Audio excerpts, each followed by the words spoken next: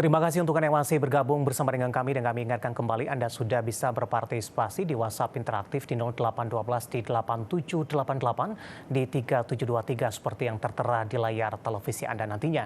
Dan di segmen ini kita akan review bagaimana jalannya perdagangan di sepanjang hari ini, kemudian bagaimana juga proyeksinya untuk jangka menengah dan juga untuk jangka panjang. Dan saat ini kami sudah terhubung melalui Zoom bersama dengan Bapak Rizal Rafli selaku Research Analis Panin Sekuritas. Kita akan langsung sapa saja. Selamat sore Pak Rizal. Apa kabar, Pak? Selamat sore, kabar baik, Bapak. Terima kasih Pak Rizal sudah meluangkan waktu di IDX Channel. Pak Rizal, langsung saja kita akan review bagaimana pergerakan indeks harga saham gabungan di sepanjang perdagangan hari ini. Bangkit dari zona merah di sesi pertama pada pagi tadi dan level tertinggi hari ini di 7268.178 masih berupaya untuk mencoba mendekati ke level 7.300-an. Secara teknikal bagaimana Anda melihat penguatan yang terjadi di sepanjang perdagangan hari ini? Baik, Bapak, terima kasih. IHSG saat ini sedang berada di terkonsolidasi ya di rentang sekitar MA20 ya, ini di kisaran di 7.250 sampai dengan di 7.300 ya, diperkirakan untuk pergerakan di Rabu besok. Kondisi ini didasari oleh indikasi dari oversold ya pada stokastik RSI dan juga Golden Cross juga yang diikuti dengan penyempitan dari negatif slope pada MACD. Nah, sebenarnya untuk sentimen sendiri ya, untuk IHSG ini didorong oleh rilisnya neraca perdagangan Indonesia ya di sepanjang tahun 2023. Ini tetap mencetakkan surplus ya, dengan total nilai surplus ini sepanjang tahun 2023 ini sebesar 36,93 miliar US dollar. Nah, kemudian rilis dari data dari Bank Indonesia, ini mencatatkan utang juga dari utang luar negeri ya, atau ULN Indonesia pada November 2023 ini sebesar 400,9 miliar US dollar. Ini naik ya 1,82% secara month-on-month. Nah, namun hal tersebut ini masih termasuk aman ya. Ini tercermin dari rasio utang luar negeri Indonesia ini terhadap PDB ini masih sebesar 29,3%. Seperti itu, Pak. Bagaimana Anda melihat termasuk minim sentimen karena Bursa Amerika Serikat libur ini, Pak. Untuk besok jangka pendek kemana arah indeks harga saham gabungan di tengah penantian juga rilis suku bunga acuan Bank Indonesia yang diproyeksikan akan masih tetap dipertahankan di 6,00%. Oke, ya suku bunga ini diperkirakan akan tertahan ya di sekitar 6% pada Januari bulan ini tahun 2024. Hal ini seiring dengan masih adanya ketidakpastian geopolitik ya.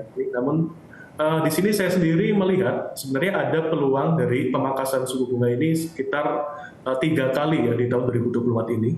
Di targetnya menjadi di level 5,25%. Hal ini seiring dengan target inflasi yang juga mengalami kenaikan juga ya ke level 3,2% pada 2024, di mana sebelumnya ini inflasi berada di level 2,6% ini di tahun 2023. Nah, mungkin untuk esok hari kami prediksi bahwa IHSG ini akan konsolidasi ya di rentang MA20 ini di kisaran di 7.250 sampai dengan di 7.300. Nah, untuk pasar US memang sedang libur ya, ini memperingati dari Martin Luther ya, di mana investor ini juga sebenarnya masih mencermati ya beberapa dari pertemuan penting. Ini salah satunya adalah World Economic Forum ya, ini berada atau di tanggal 14 sampai dengan 19 Juni 2023 ini dengan tema Rebuilding Trust di Swiss ya. Nah, hari ini untuk membahas terkait beberapa isu ya, ini seperti halnya masalah ekonomi dan geopolitik, serta perdagangan dunia, inflasi, rantai pasokan, serta perubahan teknologi dan juga perang di Timur Tengah dan juga di Ukraina, seperti itu. Baik Pak Rizal, di tengah penguatan indeks harga saham gabungan, kalau kita lihat dari sisi sahamnya, terutama dari saham-saham Grup Prayogo Pangestu hari ini berbalik arah mengalami penguatan signifikan kembali. Langsung saja, saya akan coba ulas untuk dari brand Pak, hari ini menguat paling tinggi sepertinya dibandingkan dengan saham-saham Grup Prayogo Pangestu lainnya, 4890 di 10,38% penguatan di beberapa menit jelang penutupan. Dan kebetulan juga brand ditanyakan oleh Bapak Sihotang dari Medan ini. Tapi sudah ambil posisi Pak, nyangkut di 5.700 sampai dengan akhir pekan. Ada peluang atau ruang penguatan lanjutan tidak untuk brand? Nyangkut di 5.700 Pak Rizal?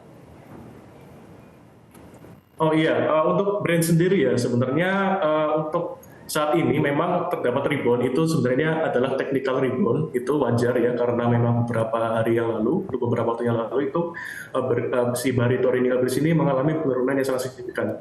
Sebetulnya untuk terkait peluang berada di level di atas 5.000 lagi itu kemungkinan besar sih si brand ini akan melanjutkan penurunannya ya. Ini hanya seperti technical rebound saja karena di sisi lain valuasi dari brand ini sudah sangat-sangat mahal sekali, sudah tidak masuk akal. Dari segi PER-nya dia sudah di ratusan kali, di PBV juga dia sudah sangat-sangat tinggi. Itu menurut kami kalau dilihat secara fundamental dari saham brand ini untuk pergerakan harga sahamnya mungkin akan sulit untuk menembus di posisi di atas 5.000 lagi sih, seperti itu. Oke, nyangkut di 5.700 paling tidak untuk meminimalkan kerugian yang terjadi. Strateginya seperti apa, Pak Rizal?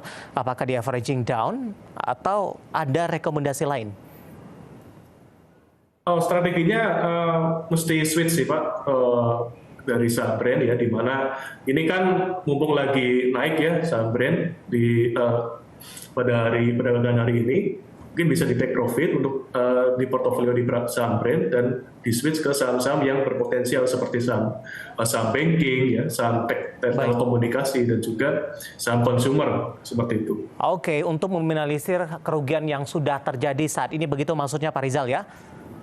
Ya, betul. Oke, untuk brand hari ini menguat signifikan. Tadi Bapak Siotang dari Medan nyangkut di 5.700, lebih direkomendasikan sell dan beralih ke beberapa sektor yang direkomendasikan tadi. Mengingat secara teknikal tadi peluang koreksi brand turun lebih dalam lagi terbuka cukup lebar dan lagi-lagi keputusan investasi tetap ada di tangan pemirsa IDX Channel. Selain brand, saya akan coba ulas dari sisi cuan Pak. Hari ini auto reject bawah pasca dibuka suspensinya oleh Bursa Efek Indonesia meskipun melemah di 9,87%. Sudah ARB karena setelah suspennya dibuka ini ada catatan khusus lagi yang diberikan oleh Bursa Efek Indonesia. Bagaimana Anda melihat auto reject bawah yang terjadi di perdagangan hari ini kalau kita kaitkan dengan sikap dari para investor ini, Pak Rizal? Iya, lagi-lagi ya dari grup Barito, dari grup Prajogo Pangestu ya, dari saham cuan sendiri. Ini waktu kemarin si saham di grup Barito ini sedang mengalami pelemahan, si saham cuan ini memang mengalami suspensi. Maka dari itu sekalinya dia dibuka suspensinya, langsung mengalami auto reject bawah seperti itu. Nah, ini merupakan hal yang wajar, Bapak dan Ibu, mengingat saham cuan ini memang sudah mengalami kenaikan yang cukup signifikan. Dalam rentang 6 bulan saja ini kenaikannya sudah 11 kali atau 1.100% seperti itu. Nah, mengingat juga valuasi yang mahal ya, Bapak Ibu, dari saham cuan ini memang dari segi PER dia sudah di level 800 ya. Kalau di PBV juga dia sudah di level hampir 100 ya, itu memang wajar ya menurut saya untuk misal si saham cuan ini bergerak di angka ARB ya dan juga mendapatkan notifikasi khusus ya karena memang pergerakan saham yang cenderung liar seperti itu. Rekomendasinya seperti apa, Pak Rizal? Singkat saja, apakah lebih ke arah wait and see terlebih dahulu bagi yang baru ingin berpartisipasi, kemudian yang nyangkut di cuan ketika RB terjadi?